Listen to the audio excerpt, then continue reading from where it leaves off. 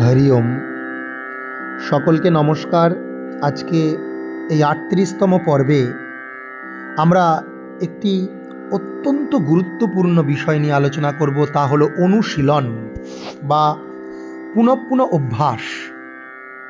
আমরা যদি কোনো বিষয়ের বারংবার অভ্যাস করি তাহলে তার ফল কি হতে পারে, বিশেষ করে তা যদি ভগবানের প্রতি প্রীতি, ভগবানের প্রতি সেবা, ভগবানের প্রতি আস্থা বিশ্বাস, অর্থাৎ জপ ধ্যান, মনকে সংযত করা, ভক্তি যোগের যদি অভ্যাস করি তাহলে তার কি ফল হয়, আজকে সেটাই ভগবান শ্রীকৃষ্ণ শ্রীমদ্ ভগবদ্ গীতার ২য় অধ্যায়ের সাংখ্য যোগের এই ৪০তম শ্লোকে বলছেন।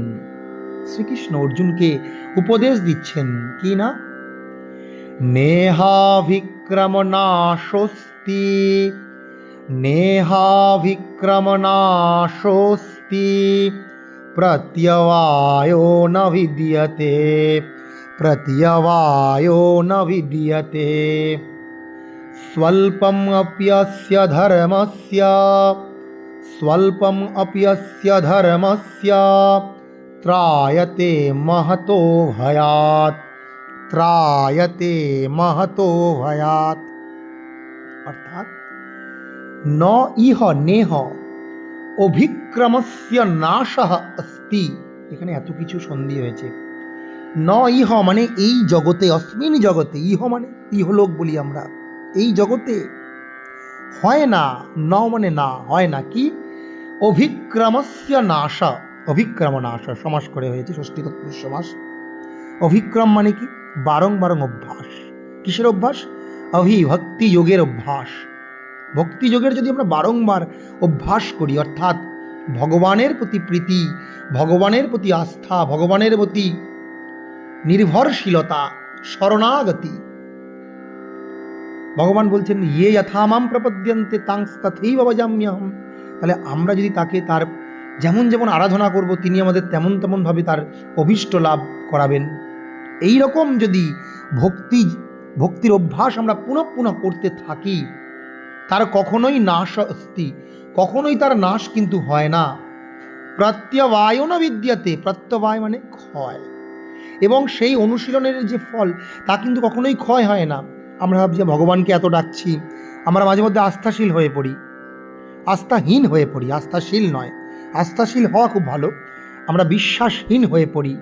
জি, ভগবানকে এত ডাকছি, ভগবানের আরাধনা করছি, ত্রিসন্ধ্যা গায়ত্রী করছি, তবু ভগবান কেন আমাকে দেখছেন না? না, অবশ্যই তার ফল আমরা পাবো। তার কখনোই প্রত্যবায় হতে পারে না, ক্ষয় হতে পারে না। ভগবান আসলে পরীক্ষা নেন। এই নিয়ে নারদীয় ভক্তি সূত্রে অনেক সুন্দর সুন্দর ঘটনার উল্লেখ আছে, আমরা পরে পরে আলোচনা করব। আজকে গীতার শুধু তাৎপর্য বুঝছি আমরা, যে আমরা পূর্ব শ্লোকে দেখলাম কি না, যে ভগবান নিজে বললেন আমি এতক্ষণ ধরে আত্মতত্ত্ব, যে বিশাল জ্ঞানের কথা, সেই সাংখ্য তত্ত্ব আমি তোমাদেরকে বলেছি, এখন বুদ্ধ্যাযুক্ত ময়া, এখন আমি সেই বুদ্ধির কথা, ভক্তিযোগের কথা বলছি, যার দ্বারা ইয়া হে পার্থ তুমি কর্মবন্ধং প্রহাস্যসি, তোমার কর্মবন্ধন থেকে তুমি কর্মের বন্ধন থেকে তুমি মুক্তি পাবে, তুমি কর্মের বন্ধন থেকে নিজেকে রক্ষা করতে পারবে। আজকে সেই কথাই এখানে বলছেন, যে এই ধরনের ভক্তির, এই ধরনের বুদ্ধির বিকাশের কখনোই কিন্তু ফল ব্যর্থ হয় না, কখনোই নষ্ট হয় না, তার ক্ষয়ও হয় না। স্বল্পম অপ্যস্য ধর্মস্য অপি অস্য ধর্মস্য, পরন্তু কি হয়, যদি এই ধর্মের, এই ধর্মানুষ্ঠান আমরা আচরণ করি, আমরা যদি প্রকৃত ভক্তি মার্গে বিচরণ করি, অল্প স্বল্পমপি, তা যদি খুব অল্পও হয়, ত্রায়তে মহতো ভয়াৎ, তা আমাদেরকে রক্ষা করে মহান ভয় থেকে, অর্থাৎ এই সংসারের যে দুঃখ দুর্দশা, দুঃখ সুখ, শীত উষ্ণ, রাগ দ্বেষ হিংসা ক্রোধ ইত্যাদি যে ষড়রিপু, তার বন্ধন থেকে, তার প্রকোপ থেকে আমাদেরকে উদ্ধার পেতে সাহায্য করে। তাই বলছেন স্বল্পমপ্যস্য ধর্মস্য ত্রায়তে মহত ভয়াৎ, অর্থাৎ ভক্তি যোগের অনুশীলন কখনো ব্যর্থ হয় না, এবং তার কোনো ক্ষয় নাই, তার স্বল্প অনুষ্ঠানদাতাকে, অর্থাৎ যে ধর্মানুষ্ঠান করে সেই ধর্মানুষ্ঠানকারীকে সংসার রূপ মহাভয় থেকে পরিত্রাণ করে। আমরা শ্লোকটা আরেকবার শুনব। নেহাভিক্রমণাশস্তি প্রত্যবায়ো ন বিদ্যতে স্বল্পম অপ্যস্য ধর্মস্য ত্রায়তে মহতো ভয়াৎ।